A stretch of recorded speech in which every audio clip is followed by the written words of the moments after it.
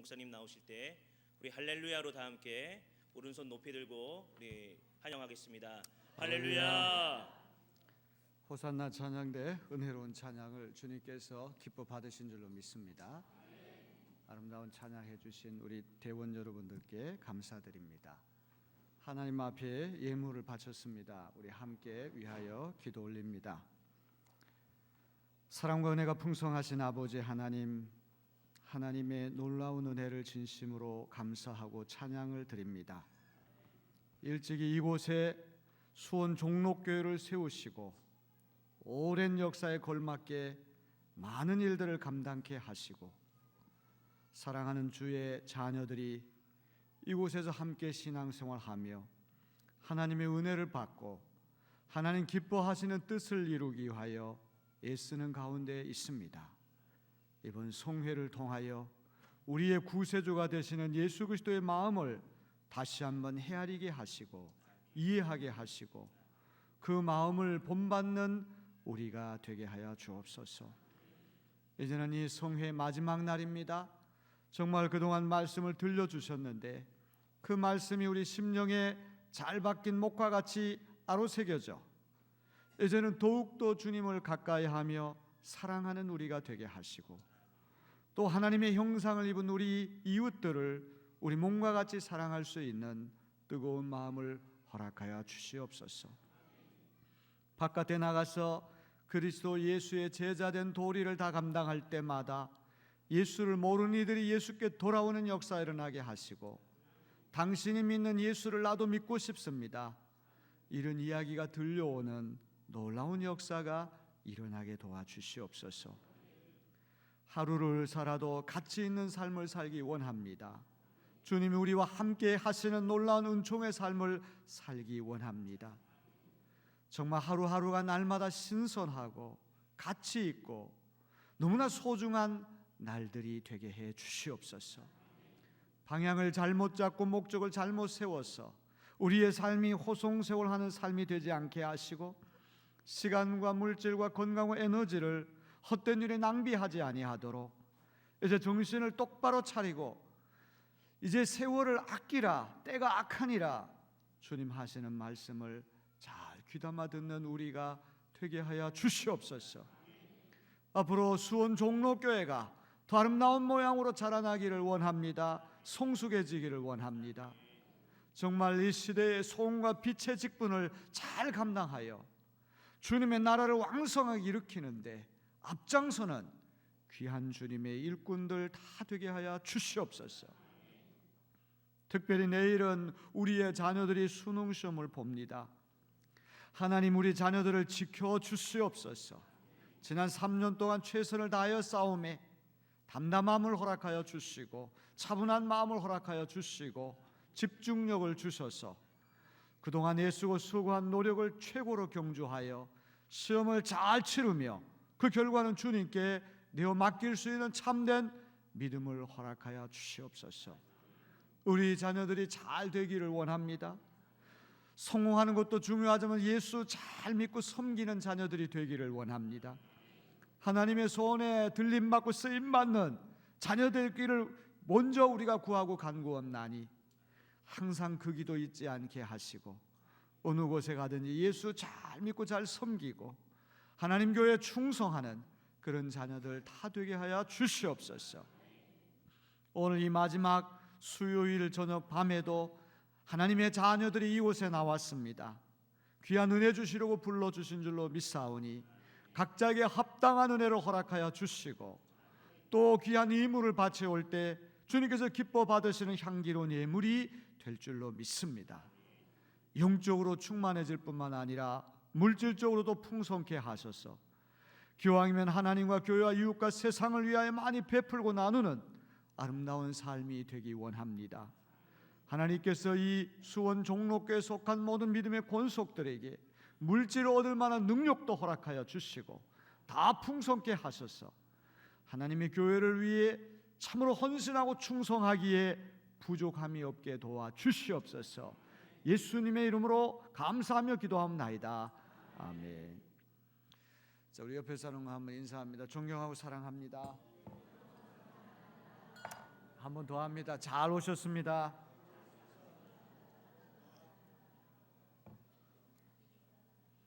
오늘 이렇게 마지막 날 집회에 오신 모든 분들을 주님의 이름으로 환영합니다.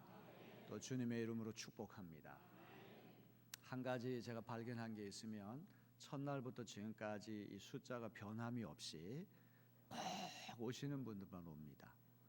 그야말로 아주 선택하고 결단해서 되는 것이 아니라 그물을 던져가지고 그물의 압도적인 권세에 코가 깨어서 자기도 모르게 일망타진이 되는 걸 얘기하는 거예요. 그물 한 번 던져가지고 왕창 물고기를 끌어올리는 그런 형태의 사람 낚는 어부가 되는 것입니다.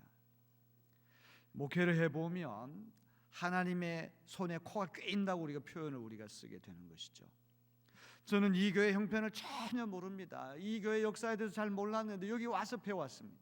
전혀 알지 못했고 제가 선포하는 말씀은 순전히 하나님께서 성령의 감화 감동을 통해서 여러분에 주신 말씀이다. 이런 믿음을 가지시길 바랍니다. 여러분, 사람 낚는 어부라고 하는 것은 내가 아주 사람 물기 좋은 어떤 미끼를 만들어 가지고 물속에 빠뜨려 가지고 그 물고기가 사람 물고기를 물까 말까 자기가 결단하고 자기가 선택해서 하나둘 딸려 올라오는 것이 아니라 복음의 능력, 예수 그리스도의 권세에 압도당해서 자기도 모르게 코가 깨어서 올라오는 것, 그것이 진정한 전도인 줄로 믿습니다. 그런 믿음을 가지고 오늘 하나님 앞에 더욱 헌신하고 충성하시는 여러분 되시기를 주님의 이름으로 기원합니다. 어떤 목사님이 저와 마찬가지로 한 교회에 설교 초청을 받아서 갔습니다. 본당 전면에 플래카드가 걸려 있는데 그 플래카드 내용이 뭔고 하니 오늘도 혼자 오셨습니까? 여러분 무슨 뜻인지 알겠죠? 오늘 왜 혼자 오셨습니까? 한 명 더 전도해서 오지 왜 혼자 왔냐 이런 얘기죠. 그 순간에 강사 목사님이 참 잔인하다 이런 생각을 했다는 것이죠. 오늘도 혼자 오셨습니까? 왜 전도해서 한 사람이 더 데려오지 않았느냐 이런 질문입니다. 남편이 교회에 다니지 않는 집사님이 표 때문이라도 주일날 혼자 오고 싶은 마음이 없었겠죠.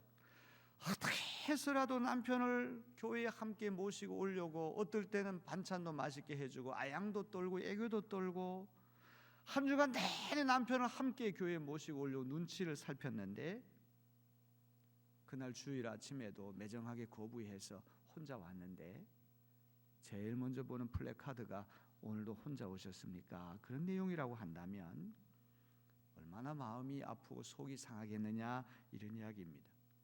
그러면서 이 강사 목사님이 나라면 저렇게 써붙이지 않고 이렇게 쓰겠다고 생각을 했다고 그래요.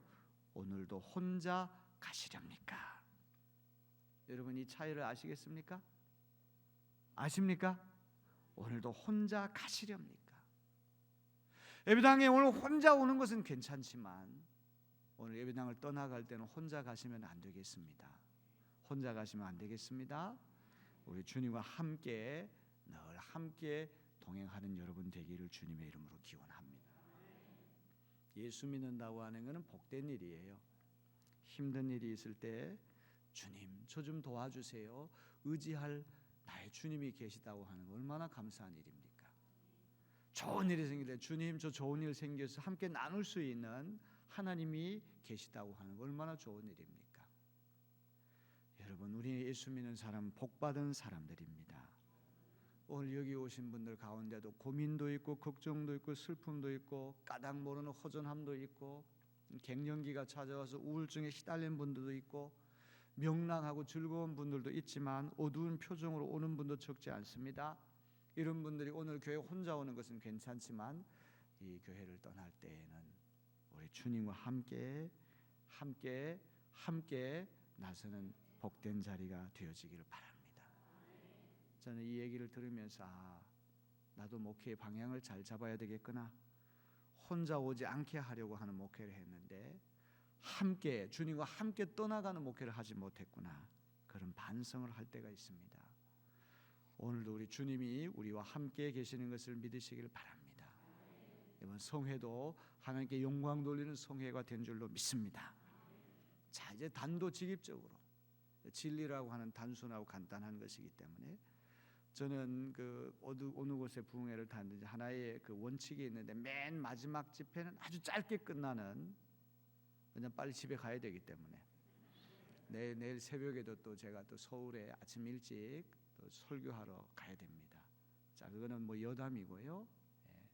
꼭 필요한 말씀 오늘 전하고 제 말씀 마무리 지으려고 그럽니다. 누가복음 16장 19절로부터 31절, 지금까지 우리 9번 예수님 비유 말씀을 들었잖아요. 그 말씀이 다 깊은 의미가 있는 말씀인데 이 말씀도 중요한 말씀입니다. 제 삶에 많은 영향력을 미친 그런 말씀이 아닐 수 없습니다. 이번 부흥의 주제가 놀라운 하나님의 은혜잖아요. 은혜라고 하는 것은 무엇입니까? 내가 자격이 없고 공로가 없음에도 불구하고 하나님이 나를 먼저 사랑하셔서 거저주는 선물이 은혜인 줄로 믿습니다. 하나님 보좌 앞에 어떻게 우리가 나아갈 수 있습니까? 죄가 너무 많습니다. 아무리 착하게 살고 아무리 정직하게 살고 아무리 인격 수양을 많이 한다고 할지라도 우리 인간의 행위를 통해서 구원받을 길은 없어요. 우리는 처절한 죄인일 뿐입니다. 예수 그리스도께서 십자가 달려 돌아가심을 통하여 보배로운 피를 통하여 하나님께서 예수님 의롭다 하시고 그 예수님의 의가 일방적으로 전가돼서 우리가 의롭게 되는 것뿐입니다. 그래서 제가 은총은 세 가지 은총이 있다. 첫째는 prevenient grace, 선행 은총, 미리 흘러 들어오는 은혜. 어떤 사람한테 예수 믿어 그 사람이 예수 믿는 것은 그 사람 마음대로 되는 것이 아니라 하나님의 은혜가 미리 흘러 들어가서 예수 믿도록 마음을 열어주기 때문에 가능하거든요. 모든 이니셔티브, 모든 주도권은 하나님 은혜에서부터 오는 것이죠. 하나님 은총 없이 사는 사람은 아무도 없어요. 사람으로 태어난 것 자체가 하나님 은혜 속에 있는 것입니다. 설령 그 나라의 복음이 들어가지 않고 기독교 국가가 아니라고 할지라도 하나님의 은혜는 불가항력적으로, 우주적으로, 보편적으로 미리미리 흘러 들어간다. 이것이 아주 중요한 것입니다. 두 번째는 justifying grace, 의롭게 하시는 하나님의 은혜죠. 죄인된 내가 나의 죄를 회개하고 예수 그리스도를 믿을 때 그 믿음으로 나를 의롭게 하시는 하나님의 은혜인 줄로 믿습니다. 그 다음에 세 번째는 내가 믿음으로 의롭게 됐다고 해서 이미 천사처럼 되는 게 아니거든요. 영적 엘리트가 되는 게 아니에요. 그거는 머나먼 구원의 순례길의 출발점에 서 있는 것입니다. 이제는 sanctifying grace, 날마다 우리 자신을 치고 다듬고 기도도 하고 금식도 하고 성경도 보고 발버둥을 칠 때 우리가 그때 좋은 그리스도인으로 다듬어져 나가는 것이지, 예수 믿고 구원받고 의로워졌다고 해서 나는 모든 게 됐다, 그건 아니란 말이죠.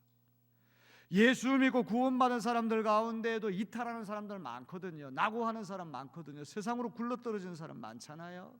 요즘 우리나라에 가나안 신자가 200만 명이돼. 가나안 신자가 뭡니까? 가나안을 거꾸로 하면 뭐예요? 안 나가. 세례도 받고 입교도 하고 집사 권사가 됐는데 아예 교회의 발걸음을 뚝 끄는 가나안 신자가 200만 명이나 된다는 얘기를 들었어요.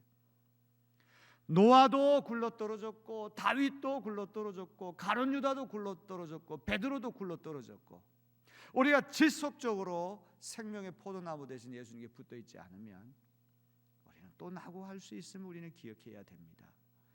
계속해서 우리가 교회에 나와야 되고 성경 읽고 전도하고 또 우리 속회 예배도 가고 그런 이유가 이것이 다 은혜의 수단이 되는 거예요. 나를 거룩하게 하고 성결케 하는 과정임을 믿으신 여러분 되길 바랍니다. 자, 그럼 이제 오늘 마지막 주제는 예수 믿는 우리가 어떻게 살 것인가. 오늘 이 질문을 던질 때 오늘 비유 말씀 우리에게 큰 깨달음과 교훈을 줄 줄로 믿습니다. 이 비유를 흔히 부자와 거지 나사렛의 비유, 여러분 많이 들어봤을 것입니다. 자, 먼저 이제 장면이 크게 세 장면으로 나누어집니다. 첫 번째 장면은 19절로부터 21절입니다. 자, 이제 마지막까지 우리가 하나님 말씀으로 돌아가서 말씀에 주의를 집중해야 되겠습니다. 19절로부터 21절까지 다 읽겠습니다. 한 부자가 있어 자색옷과 고운 베옷을 입고 날마다 호화롭게 즐기더라. 그런데 나사로라 이름하는 한 거지가 헌데투성이로 그의 대문 앞에 버려진 채 그 부자의 상에서 떨어지는 곳으로 배불리려 하매 심지어 개들이 와서 그 건대를 핥더라. 부자와 거지 두 사람이 등장하는데 두 사람은 정반대되는 사람이죠. 신분도 정반대되는 사람이고 경제도 정반대되는 사람입니다. 여기 부자는 이름이 없는데 거지는 이름이 있습니다. 예수님 비유 가운데 유일하게 실명이 등장하는 비유가 이 비유라고 그래요. 나사로라고 하는 이름이죠. 나사로라고 하는 이름은 잘 들으셔야 됩니다. 헬라 말인데요, 히라본데 히브리 말로는 엘리에셀이라고 하는 이름이에요. 엘리에셀이 누굽니까? 아브라함의 종이죠. 아브라함의 충성스러운 종으로서 아브라함의 아들인 이삭의 신부감 리브가를 구해오는 사람이 엘리에셀입니다. 이 엘리에셀이라고 하는 히브리 이름을 헬라 이름으로 바꾸게 되면 그게 나사로라고 하는 이름이에요. 그래서 죽어가지고 아브라함 품에 안기는 것은 엘리에셀이 아브라함 종이기 때문에 자연스럽게 연결될 수가 있잖아요. 엘리에셀 나사로라고 하는 이름의 뜻은 무엇인지 아십니까? God helps. 하나님이 도우신다. 하나님이 도와주셔야지만 살 수 있는 사람이에요. 전 여러분이 하나님이 도우시는 사람들이 되기를 바랍니다. 제가 집안이 몰락해가지고 너무 경제가 어려워가지고 저희 어머니가 너 고등학교 못 간다, 넌 중학교만 졸업하고 그만두라 그러더라고요. 제가 공부를 잘했어요. 시골이긴 하지만 계속 1등만 했습니다.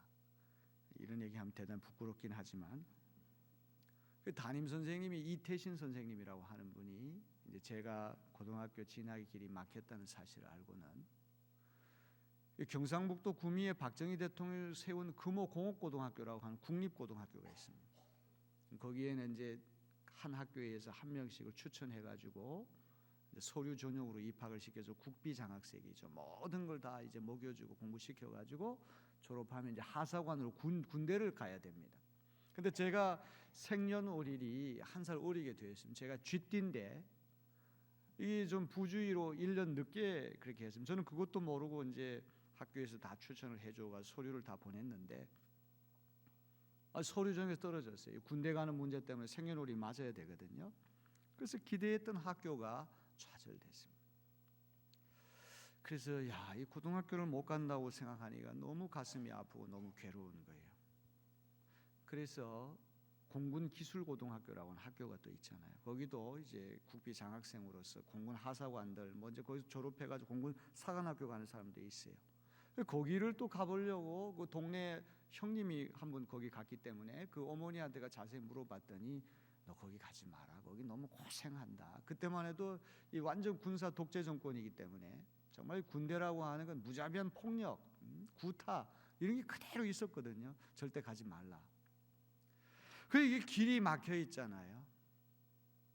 근데 충주에 사시는 저희 누님이 셋째 누님이 있었는데 그 신혼 살림이었는데 내가 이렇게 어렵게 된다는 사실을 알고는 그 누님도 참 경제가 어려웠습니다. 매형이 건축을 하시는데 아주 경제가 어려웠어요. 이 하나밖에 없는 남동생 내가 공부시키겠다고. 그래서 제가 충주고등학교를 다니게 된 거예요. 우리 충주고등학교는 뭐 원주고등학교도 좋은 학교지만 충주고등학교가 원주고등학교보다 더 좋습니다. 우리는 유엔 사무총장 반기문 씨가 우리 충주고등학교 출신이기 때문에 세계 대통령이 우리 충고에서부터 나왔잖아요. 그래서 참 이 3년 동안 눈칫밥을 얻어먹으면서 제가 공부를 했거든요. 신혼 살림인데 이 단칸방이기 때문에 이 장롱을 이렇게 사이다 두고 저는 이쪽에 자고 우리 매형하고 누나는 이쪽에 자고. 근데 제가 굉장히 철이 없었거든요. 이게 세상 돌아가는 걸 모르고 남녀간에 이런 것도 잘 모르고 말이죠. 지금 생각하니까 우리 매형이 나를 얼마나 속으로 미워했을까. 그런 가운데 제가 고등학교 졸업하고 또 신학교도 가고 또 하나님께서 유학의 길도 열어주시고 지난 세월을 이렇게 되돌아보면 God helps. 하나님이 저를 도우셨다. 하나님께서 나를 돕지 않으셨다고 하면 나는 어떻게 됐을까? 가끔 그런 상상을 해봅니다. 고등학교도 못 가고 중학교 졸업하고 신세 한탄하고 원망하고 삐뚤어지고 인생을 그냥 저는 뭐 술을 잘 못 마셔요. 포도주 한 잔 먹으면 얼굴이 새빨개져가 혼자 술 다 마신 것처럼 보이기 때문에 술은 못 마시겠지만 굉장히 타락한 인생을 살았을 것 같아요. 하나님이 도우신다. 오늘 여러분도 하나님이 도우시는 분들이 되시기를 주님의 이름으로 기원합니다. 나사로는 세상에 누구에게도 도움을 받지 못하는 하나님이 도우시는 사람, 이걸 얘기하는 것이죠. 여러분이 부자와 거지는 정반대되는 삶을 살았습니다. 어떤 사람의 생활 수준을 알려면 의식주를 보면 되는 거죠. 어떤 옷을 입느냐, 어떤 음식을 먹느냐, 어떤 집에 사느냐. 여기 부자는 자색 옷과 고운 베옷을 입었습니다. 자색 옷은 보라색 옷입니다. 대제사장들이 입었던 옷입니다. 귀족들, 왕족들이 입었습니다. 앙들이 김이 만든 1,000만 원짜리 그런 옷을 입고 살았다는 얘기죠. 1.4g의 보라색 염료를 얻기 위해서 1만 2천 마리의 달팽이를 잡아야지만 그 1.4g의 보라색 염료를 얻을 수 있다고 그러니까 이거는 뭐 만에 하나 10만 명에 1명 정도가 입고 다니는 옷이었겠죠. 그 다음에 그 당시 보통 사람들은 속옷을 안 입었는데 이 부자는 아마로 만든 세마 보옷을 입었습니다. 먹는 게 또 달랐습니다. 연일 호화롭게 연락했다 이렇게 되어 있잖아요. 이틀이 멀다 하고 육해 공군이 다 올라가 있는. 정말 뭐 산의 진미를 총동원해서 잔치를 벌였습니다. 집이 또 다릅니다. 20절에 보면 부자가 사는 집은 대문이 있었어요. 그 당시 평민들 울타리 없는 초가집에 살았는데 대문이 딸린 집에 살았다는 건 초호화 저택에서 살았다는 이야기죠. 이렇게 잘 사는 부잣집 코앞에 거지 나사로가 있는데 헌데투성이 몸으로 누워서 구걸했습니다. 옷도 제대로 입지를 못해서 개들이 와서 헌데를 핥았다. 예수님 시대는 아직 애완용 개가 없었거든요. 들개가 와가지고 사나운 들개가 와서 핥아도 영양실조에 걸려 쫓아낼 기력조차 없었던 것이죠. 상위에서 떨어지는 부수기로 배를 채우려고 했다. 이게 원어 성경을 보면 이런 얘기라고 그래요. 우리가 피자 여러분 다 좋아하시죠? 피자를 먹고 입에 피자가 이렇게 묻어 있으면 냅킨 가지고 닦잖아요. 그러면 그 냅킨에 피자가 조금 묻어 있죠. 그거 얘기한다는 거죠. 꼭 그런 상태를 얘기한다는 것이죠. 또 집도 없습니다. 다리 밑에 자든지 산속에 움막을 치고 잤던 것이죠. 자, 두 사람이 살아 있을 때 정반대의 인생을 살았습니다. 근데 두 사람이 죽습니다. 언젠간 우리가 다 세상을 떠날 날이 오는 거죠. 이건 누구도 부인할 수 없는 것이죠. 자, 22절로부터 26절까지 장면이 바뀝니다. 한번 다 같이 한번 읽어볼까요? 이에 거지가 죽어 천사들에게 받들려 아브라함의 품에 들어가고, 여기 보세요. 누가 먼저 죽었습니까? 왜 거지가 먼저 죽습니까? 돈이 없고 그러니까 병원도 못 가고 먹는 것도 부실하고 입는 것도 부실하고 그러니까 당연히 먼저 죽겠죠. 그런데 거지 나사로는 죽자마자 천사들에게 받들려서 아브라함 품에 들어갔다. 천국에 들어갔다는 것이죠. 좀 때가 지나서 부자도 죽어서 장사 지냈습니다. 아마도 돈이 많다 보니까 아주 초호화 장례식장에서 아마 조화도 수백 개 들어왔을 거예요. 장례식도 말이죠. 이 무덤도 아무데나 안 만들고 풍수지리 다 따져보고 좌청룡 우백호 또 배산 임수 뒤에는 산이 있고 앞에 물 있고 다 명당 자리 다 따져보고 제일 좋은 자리를 골라가지고 장례 행렬도 뭐 몇백 미터 사람들 쭉 따라왔을 것입니다. 그런데 그는 죽고 나가지고 어떻게 됐냐? 음부에 떨어졌다. 지옥에 떨어졌다는 것이죠. 자, 살았을 때는 부자가 천국에 있었고 거지가 지옥에 있으니 죽은 다음에 운명이 역전됐다. 이것을 여러분 먼저 살펴봐야 됩니다. 그래서 이제 지옥 형벌을 받게 되는데 눈을 멀리 이렇게 보니까 자, 그 다음에 한번 읽어봅시다. 자, 23절 그가 음부에서 고통 중에 눈을 들어 멀리 아브라함과 그의 품에 있는 나사로를 보고 불러 이르되 아버지 아브라함이여 나를 긍휼히 여기사 나사로를 보내 그 손가락 끝에 물을 찍어 내 혀를 서늘하게 하소서. 내가 이 불꽃 가운데서 괴로워하나이다. 저는 성경 말씀을 깊이 묵상하고 읽을 때마다 감탄을 합니다. 이게 뭐 성경이라고 하는 게 듬성듬성 엉성하게 됐다고 우리가 착각하기 쉬운데 성경은 상당히 정밀하고 완벽한 책이 아닐 수 없습니다. 여기 이 부자가 지옥 형벌 막 소의 혓바닥같이 막 날름거리는 화염 속에서 고통을 당할 때 얼마나 목이 말랐겠습니까? 그러면 바켓으로 이 양동이로 물을 갖다 줘도 그게 목을 축이기 어렵잖아요. 그런데 뭐라고 얘기를 합니까? 그 나사로를 저한테 보내서 손가락 끝에 물을 찍어 내 혓바닥을 서늘하게 해달라고 그래요.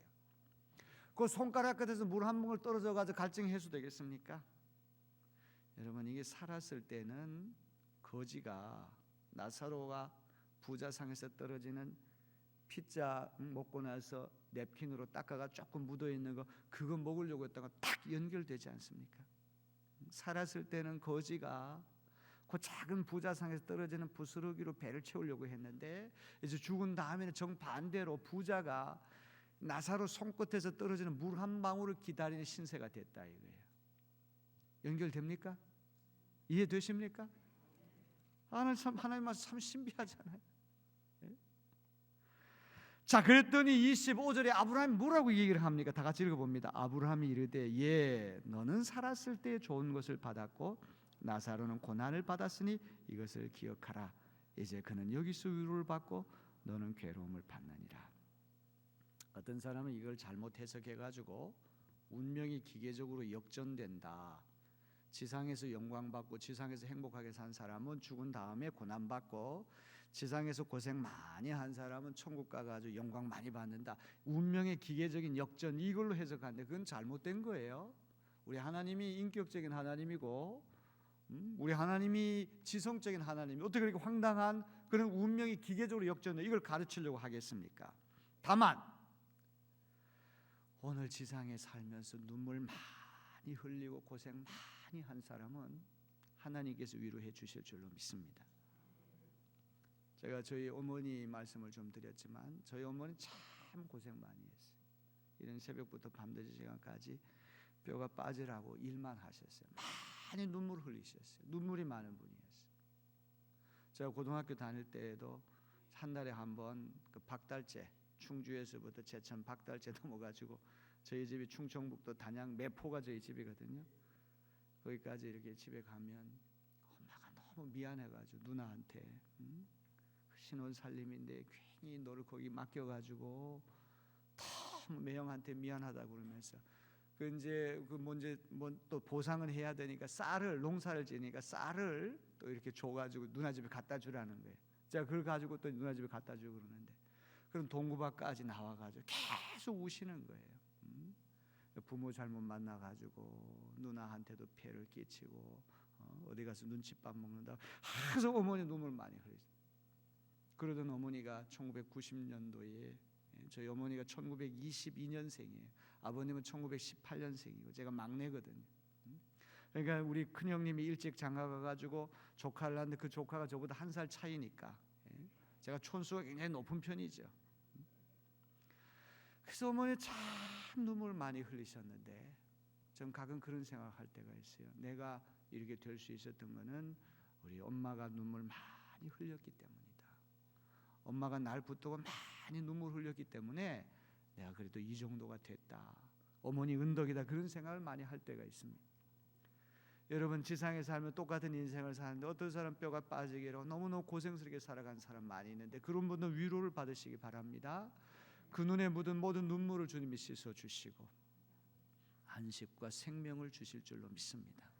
또 우리가 너무 호화롭게 영광 받으려고 막 그럴 필요가 없어요. 너무 그렇게 살면 하늘에서 받을 보상이 적게 되는 것입니다.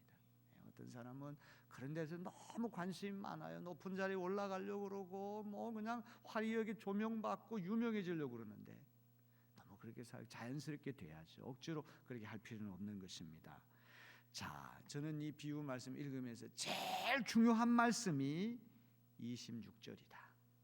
그러니까 여러분들 26절을 아주 유심히 들여다 보셔야 됩니다. 한번 큰 목소리 읽겠습니다.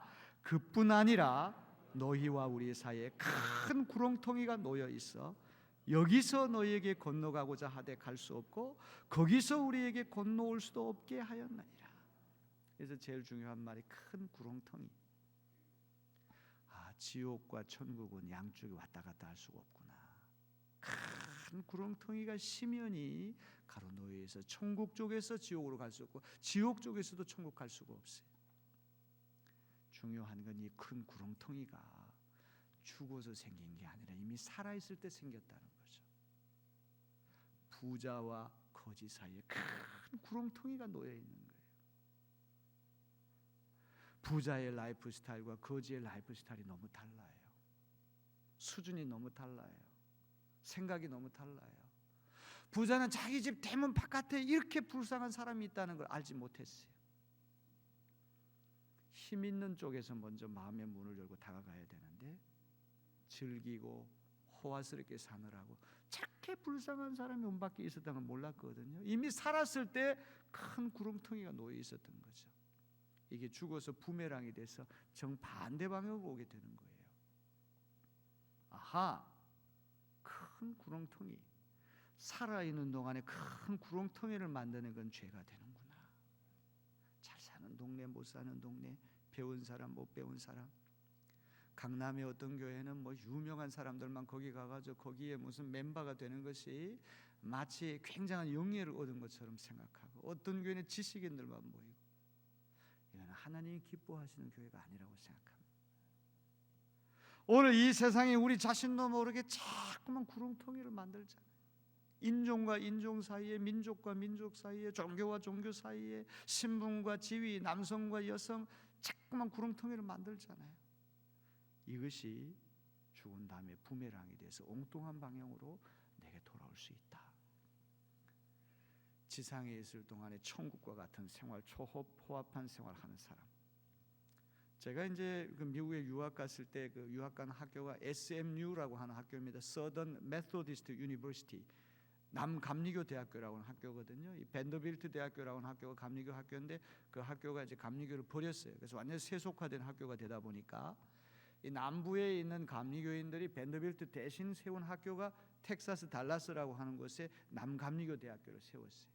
이 남감리교 대학교는 별명이 서던 밀리오네어 유니버시티, 백만장자, 남부 백만장자 대학교라 그렇게 별명이 붙을 정도로 애들이 전부 다 이 뭐 저기 기름 팔아가지고 부자 되고 뭐 상원의원, 주지사 뭐 자녀들 이런 애들이 와요.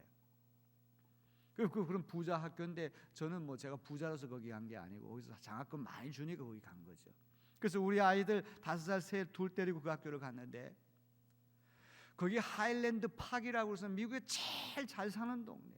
그 로스페로라고 하는 아주 미국의 거부 대통령 후보까지 나왔던 사람이 거기 살고, 또 조지 W 부시 대통령도 거기 살고, 그야말로 이 집들이 뭐 웬만한 그냥 궁전 같은 그런 집이에요. 근데 거기에서 한 5분 정도 차 타고 가면 다운타운이 이 달라스 시내가 나오는데 거기는 완전히 슬럼갑니다. 흑인 형제들, 멕시칸 형제들 대낮에 총 들고 다니면서 까딱 잘못하면 총에 맞아 죽을 뻔하는 그런 위험스러운 곳입니다. 똑같은 이 5분 거리에 한 군데는 천국이고 한 군데는 지옥이 있는, 그래서 생생하게 보는 거죠. 야, 이 세상이라고 하는 게 이렇게 심각한 차이가 있구나. 이쪽에 사는 사람은 자기 라이프 스타일이 그렇기 때문에 만나는 사람도 계속 그런 사람들만 만나는 거예요. 여기 5분 바깥에 그런 사람이 있다는 거 외면합니다. 만나려고 그러지 않아요. 이 사람들도 도저히 난 저기 못 간다 포기하고 사는 거죠. 큰 구렁텅이, 양쪽 오갈 수가 없는데 문제는 이것이 죽은 다음에 역전이 된다. 이거를 우리 예수님 말씀하려고 하는 게 아니겠습니까? 자, 이제 중요한 말씀입니다. 자, 이제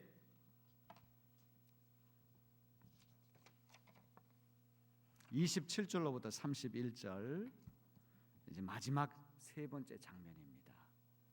자, 여러분 잘 보세요. 지금까지 말씀의 흐름을 잘 보셔야 돼요. 살아 있을 때는 부자가 떵떵거리고 살았고 거지는 너무 가난했습니다. 큰 구렁텅이가 가로 놓여 있었습니다. 그 누가 만든지는 알 수가 없죠. 아마 부자 쪽에서 만들었다고 해야 옳겠죠. 가난한 사람 쪽에 다가가려고 그러지 않았습니다. 힘 있는 자가 힘 없는 자를 돌봐야 되고 부자 가난한 자를 돌봐야 되는데 그걸 안 했단 말이죠. 근데 죽은 다음에는 지상에서 잘 살던 부자가 지옥불에 떨어지고 고생하던 거지가 천국의 아브라함 품에 안겼거든요. 너무 고통스러워가지고 손가락 끝에 떨어지는 물 한 봉을 죽여달라고 했는데 거기는 구렁텅이 있어서 우리 오갈 수가 없다. 너는 거기 계속 있어야 돼. 우리 오갈 수가 없다. 이런 얘기를 하죠. 그랬더니 이제 이 부자가 정신을 차렸어요. 아, 사람이 죽은 다음에는 운명을 바꾸기가 어렵겠구나. 누가 내가 살아있을 때 나에게 이런 얘기를 누가 미리 전해줬다고 한다면 나도 정신 차리고 구렁텅이 만들지 않고 거지한테 좀 찾아가가지고 먹을 것도 주고 물어보도 보고 대화도 하고 그랬을 텐데, 야, 내가 너무 무심하고 내가 너무 잘못했구나. 그 정신을 차리기 시작하면서 무슨 생각을 했는가 하니, 이제 나는 죽어서 이제 빼도 박도 못한다. 살아있는 우리 5명의 형제는 여기 오면 안 된다. 이 지상의 생활하고 천국 생활을 다 경험한 나사로 같은 이가 나 살아있는 5 형제한테 가가지고 이 얘기 해주면 나와 같은 전철 밟지 않고 그들은 지옥불에 떨어지지 않을 것이다. 이 판단을 하는 거예요. 여러분 이해가 됩니까? 자, 27절부터 31절 이제 정신 차리고 죽은 다음에는 운명 바꿀 수 없다는 사실을 한 이제 부자가 아브라함에게 부탁하는 것입니다. 27절 다 봅니다. 이르되 그러면 아버지여 구하노니 나사로를 내 아버지의 집에 보내소서. 그러면이라고 하면 주의죠. 아유, 이제는 죽은 다음에 운명을 못 바꾸는구나. 나는 이제 끝났다. 야, 나도 살아있을 때 누가 나한테 미리 알려줬더라면 이런 여기 오지 않았을 텐데, 살아있는 내 5명 형제만큼은 나와 같은 전철 밟게 해서는 안 되겠다. 그러면 나사로를 내 아버지 집에 보내소서. 자, 28절 다 봅니다. 내 형제 5이 있으니 그들에게 증언하게 하여 그들로 이 고통받는 곳에 오지 않게 하소서. 나사로는 지상 생활도 알고 천국 생활도 알고 다 아니까 이런 사람이 생생하게 자기 목격한 것을 우리 살아있는 5명 형제한테 가가지고 당신들 정신 똑바로 차리십시오. 구렁텅이 만들지 마십시오. 이렇게 얘기하면 5명 형제는 여기 지옥에 떨어지지 않겠다 이 말이죠. 그랬더니 아브라함이 뭐라고 얘기합니까? 자, 29절 다 같이 봅니다. 아브라함이 이르되 그들에게 모세와 선지자들이 있으니 그들에게 들을지니라. 모세라고 하는 말은 구약 성경을 떠받치는 2 기둥은, 하나는 모세 오경 율법서죠, 토라 펜타튜크, 또 하나는 선지서 예언서예요. 그러니까 모세와 선지자들이란 말은 성경을 얘기하는 거예요. 율법과 예언서. 그들에게는 성경책이 있지 않냐? 성경책은 하나님 사랑, 이웃 사랑 얘기하는 거다. 하나님 사랑하고 이웃 사랑하는 얘기가 어떻게 구렁텅이를 만들겠느냐? 성경 말씀만 잘 들으면 여기 안 온다 이 얘기죠. 그랬더니 30절 보세요. 이르되 그렇지 않습니다. 아버지 아브라함이여, 만일 죽은 자에게서 그들에게 가는 자가 있으면 회개하리이다. 아닙니다. 이 죽었다가 다시 산 사람이 다시 지상에 가서 얘기를 하면 그거는 말빨이 다릅니다. 양쪽을 다 경험한 사람이 얘기를 하면 들을 겁니다. 그랬더니 31절 참 재미있는 말씀이에요. 참 우리 예수님이 인간 본성을 얼마나 예리하게 꿰뚫고 있는지 알 수가 없어요. 31절 다 같이 봅니다. 이르되 모세와 선지자들에게 듣지 아니하면 비록 죽은 자 가운데서 살아나는 자가 있을지라도 고난을 받지 아니라 하였다 하신. 성경 말씀 안 듣는 사람은 이제 가끔 우리가 near death experience, 임사체험. 여러분 이 소생이라고 하는 것하고 부활이라고 하는 건 달라요. 죽었다가 다시 사는 사람 많잖아요. 의학적으로 사망 선고를 받았는데 10분 후에 다시 살아난 사람이 있습니다. 그 사람 우리가 부활했다고는 얘기 안 합니다. 소생했다 이렇게 얘기를 해요. 부활했다는 얘기는 죽었다가 다시 나서 안 죽는 게 부활이에요. 아멘. 그러니까 예수님처럼 죽었다가 다시 살아서 안 죽는 건 부활이고, 일시적으로 죽었다가 다시 살아나 또 죽는 거는 그건 소생한다고 그러는 거예요. 실제로 의학적으로 그런 보고가 많잖아요. 대개 이제 공통점이 이제 죽게 되면은 자기 영혼이 공중에 쫙 들려 올라가 가지고 유체 이탈이 되는 거예요. 자기 몸을 이렇게 관찰하게 되는 거예요. 그럼 공중 깊은 곳으로 올라가 가지고 확 빨려 들어간다는 거죠. 희한 어떤 그 세계에 빨려 들어가 가지고 이루 말할 수 없는 찬란한 세계를 본다는 거예요. 이 과학적인 데이터가 있는 그 책까지 나오지 않습니까? 임사체험. 여기 혹시라도 죽었다가 다시 산 사람이 가서 5명 형제들에게 너희들 정신 차려 이렇게 얘기를 한다고 할지라도 성경 말씀 듣지 않는 사람은 그 죽었다가 다시 산 사람 얘기도 안 듣는다는 얘기예요. 이스라엘 백성들이 어디 기적을 경험하지 못해가지고 하나님 앞에 불순종했 했습니까? 이 홍해를 육지같이 건넌 다음에 사흘 만에 생생하게 육지가 바다가 갈라지는 그 경험을 한 사람들이 하나님 앞에 불순종하고 불신앙 보이지 않습니까?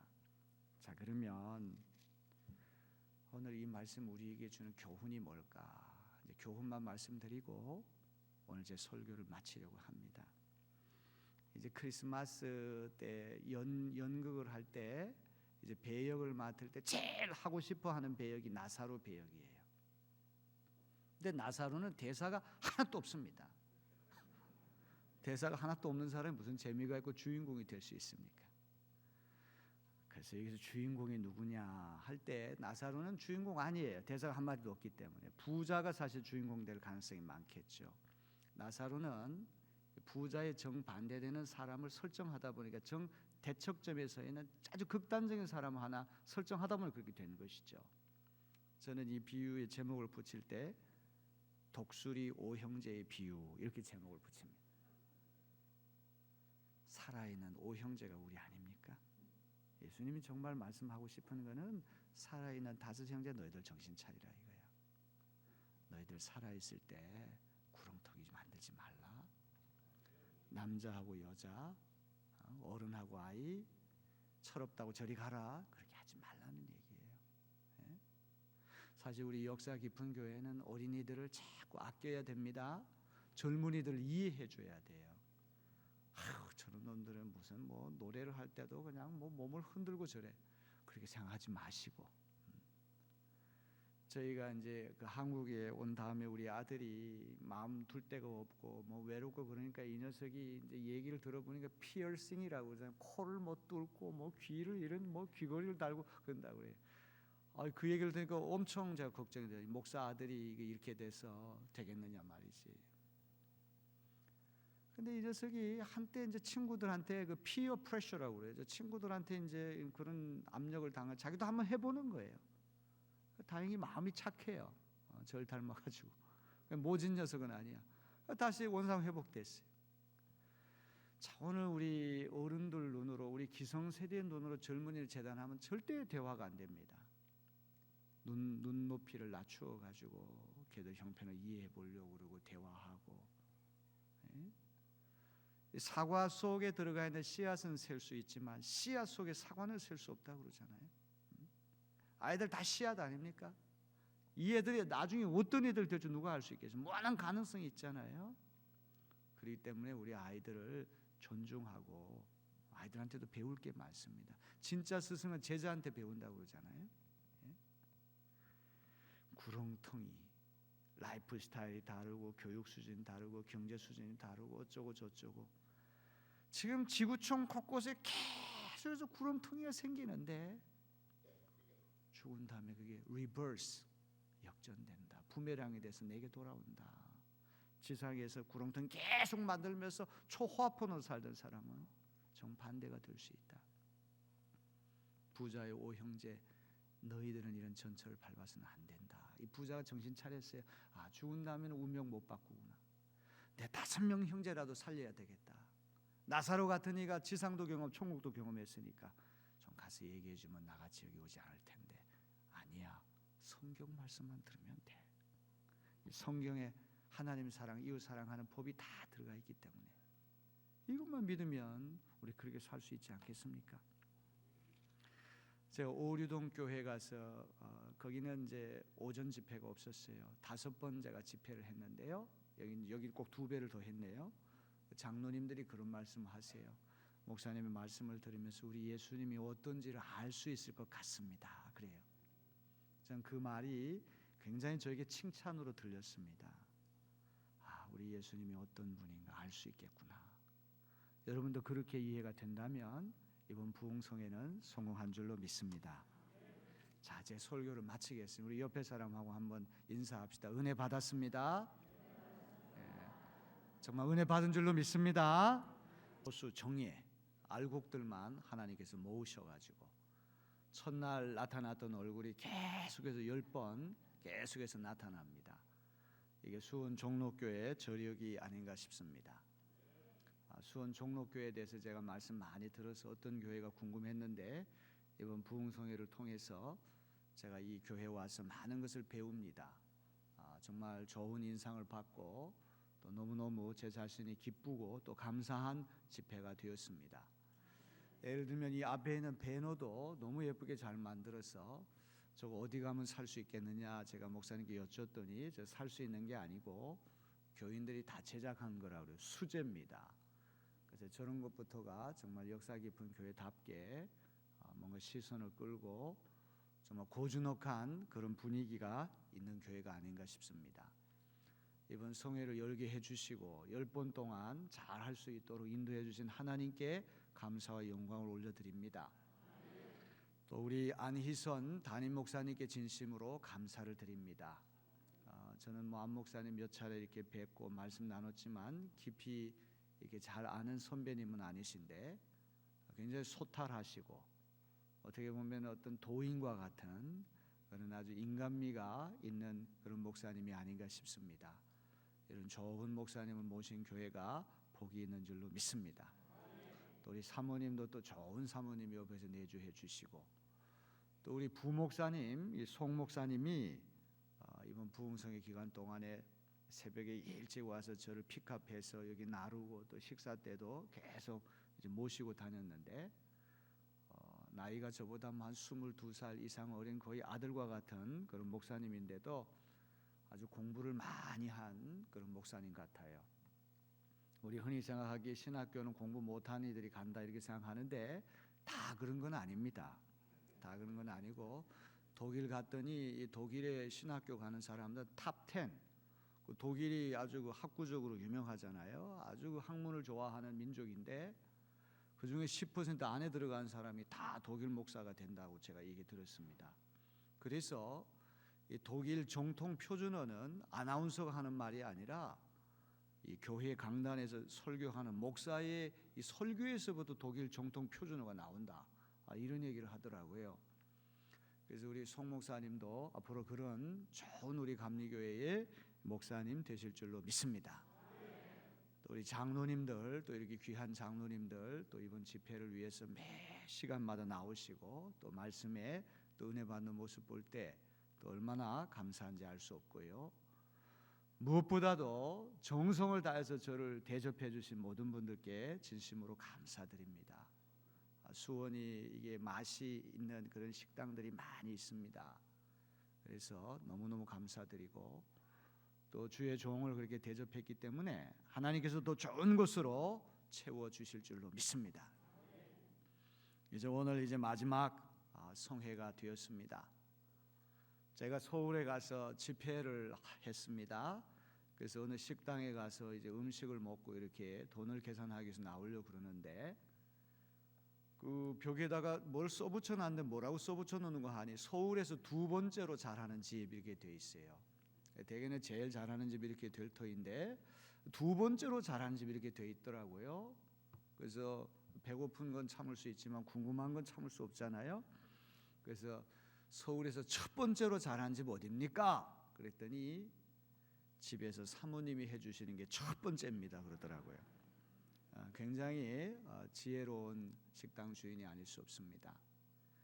여기 수원 종로교회에 뭐 우리나라의 최고가는 수원이 배출한 이동원 목사님 와서 부흥회를 인도하고 뭐 조용기 목사님 와서 부흥회를 인도한다고 할지라도 여러분에게 소중한 분은 여러분 교회의 담임 목사님인 줄로 믿습니다.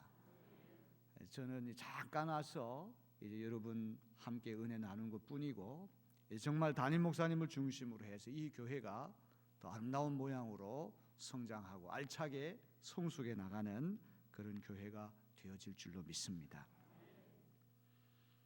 우리 그동안 말씀을 쭉 우리가 들었지만 역사라고 하는 것은 거저 만들어지는 것이 아니잖아요. 건물이라고 하는 것은 뭐 돈이 있고 어떤 예산 확보되고 뭐 마음만 먹으면 지을 수도 있고 또 신도시에는 교회가 급성장하는 그런 경우도 왕왕 있지만 역사라고 하는 건 하루아침에 만들어지는 것이 아닙니다.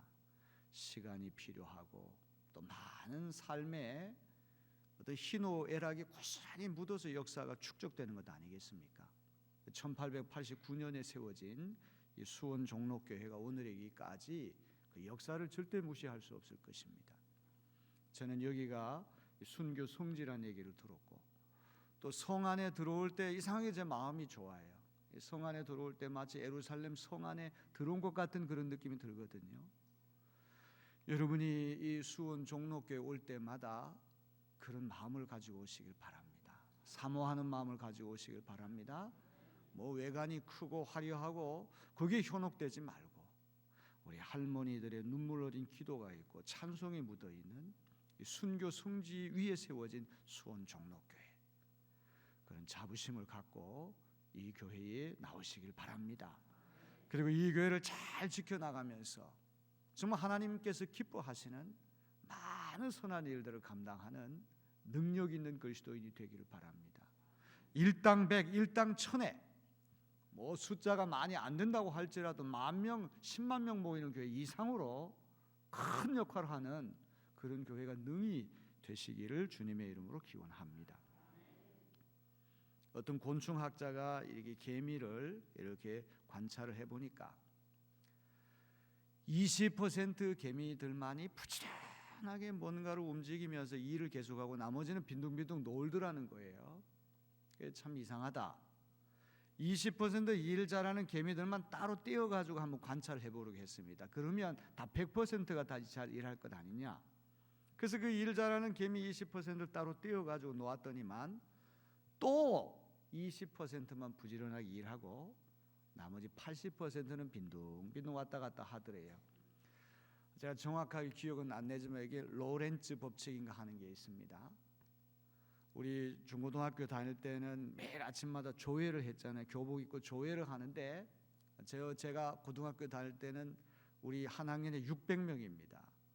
베이비 부모라 그래서 1953년도 우리 전쟁 끝난 다음에는 이 난리통에 아이들을 많이 잃어가지고 아이들을 많이 낳는 붐이 일어났다고 해서 베이비 부모 그러잖아요. 600명이니까 전교생이 1800명입니다. 이 1800명이 매일마다 예국가를 불렀습니다. 학교 교가를 불렀습니다.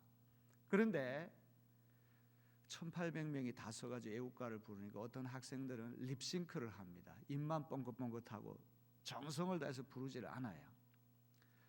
이제 정말 유교훈련 가가지고 한 100명 정도가 그냥 온 힘을 다해서 소리치는 것, 그것만도 소리가 안 나오게 되는 것이죠. 이게 교인들이 많이 있다 보면 다 모든 사람이 다 열심히 일하면 좋은데 그렇게 되지 않을 때가 있거든요. 헌금하는 거나 헌신하고 봉사하고 충성하는 것이 20% 이 창조적인 소수에 의해서 움직일 때가 많이 있습니다. 저는 이번 부흥성회가 이제 맞춰지면서 20%만 열심히 헌신하는 것이 아니라 100%가 다 열심히 헌신하는 그런 수원 종로교회가 되어지기를 주님의 이름으로 축원합니다. 또 한 가지 제가 여러분에 꼭 부탁드리고 싶은 것은 어떤 형편에 있든지 다른 사람에 해악을 끼치지 마시길 바랍니다. 손익을 끼치는 분이 되기를 바랍니다. 저는 요셉과 마리아 이야기를 읽으면서 많은 은혜를 받았습니다. 자기하고 동침한 적이 없는데 마리아가 배가 불러가지고 이 만삭이 되어 올 때 요셉의 마음이 어떻게 되었겠습니까? 얼마나 답답하고 얼마나 혼란스러웠겠습니까? 근데 성경을 읽어보게 되면 요셉은 의로운 사람이라서 은밀히 끊고자 했다 이런 말이 나오거든요. 이게 누구신지도 모르고 누구 자식인지도 모르고 이걸 좀 공개해가지고 망신을 줄까? 이런 생각을 하지 않고 의로운 사람에서 은밀히 끊고자 했다. 그래서 나 혼자만 비밀을 지키고 모른 체 하면 된다. 저 그 마음이 참 아름다운 마음이 아닌가 싶습니다. 우리가 세상을 살아가는 데에는 때로 답답한 일도 있고 괴로운 일도 있고 정의를 실현해야 할 일도 다 그런 많은 문제가 있지만 우리 예수 믿는 사람은 할 수 있으면 해악을 끼치지 말고 항상 선익을 끼치는 그런 하나님의 자녀들이 다 되시기를 바랍니다. 남의 마음을 아프게 하고 상처 주고 남을 넘어뜨리고 내가 잘 되기 위해서 남을 속여먹고 이런 것은 옳은 것이 아닙니다. 그것은 복 받을 일이 아니죠. 때로 내가 손해보고 희생하고 어제도 제가 말씀을 드렸지만 이 거름 주려고 하는 그런 또 사랑의 정신을 가지면 우리 주님이 왜 우리를 기억하지 않겠습니까? 하나님께서 우리를 기억하시고 가장 좋은 은혜를 주시고 또 우리를 지켜주시고 모든 것이 합력하여 선을 이루는 역사가 분명히 일어나게 될 줄로 믿습니다. 오늘 본문에 들어가기 전에 제가 또 한 가지, 이제 마지막 시간이기 때문에 여러분 말씀드리고 싶은 것은, 예수님이 12명의 제자를 불러주실 때 갈릴리 호수에서 고기 잡는 베드로,